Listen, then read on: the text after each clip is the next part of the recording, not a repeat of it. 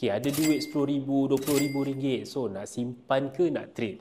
So, saya akan explain lah. Mana satu pilihan korang? Kita buat perbandingan simpan dengan trade. So, korang kena tahu kalau simpan ni, kelebihan dia apa? Kelebihan dia yang pertama sekali adalah selamat. Bermaksud, kita letak duit dekat dalam bank tu, tahu-tahu nanti setiap tahun kita akan dapat dividen 1 ke 2%. 1-2% ni bagi saya kecil lah kan. Sebab apa? Sebab kita tak ada keluarkan apa-apa effort pun. Kita ada duit, kita simpan. Simpanan tu kita harapkan ada dapat keuntungan ataupun duit tu berkembang lah.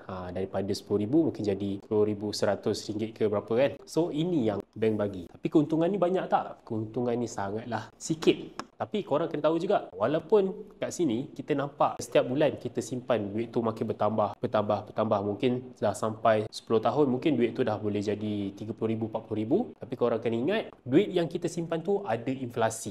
Contoh, kalau kita simpan duit tahun 2025 RM10,000 dan tahun 2030 duit tu mungkin dah berganda jadi RM40,000. Tapi kena tahu nilai RM40,000 ni pada tahun 2030 dia tak sama dah dengan nilai tahun 2025. Kemungkinan boleh jadi RM40,000 ni sama je nilai dia tu dengan tahun 2025. Nilai dia makin kecil. So itulah dia punya kekurangan dari segi menyimpan. Tapi kalau kita trade, kelebihan dia apa? Trade ni kalau kita pandai, kita boleh grow duit tu lagi cepat. Mungkin kita boleh grow lagi cepat.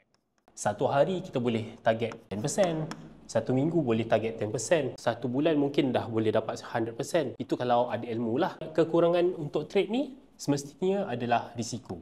Kalau kita tak pandai jaga risiko kita, tak ada ilmu, kita akan rugilah. Rugi kita tu mungkin boleh makan semua modal kita kalau kita tak ada ilmu. Itu dia punya kekurangan. So, antara simpan dengan trade ni, mana pilihan korang? Nak lagi banyak ilmu tentang technical analysis, boleh like, komen dan share. Pakai cat.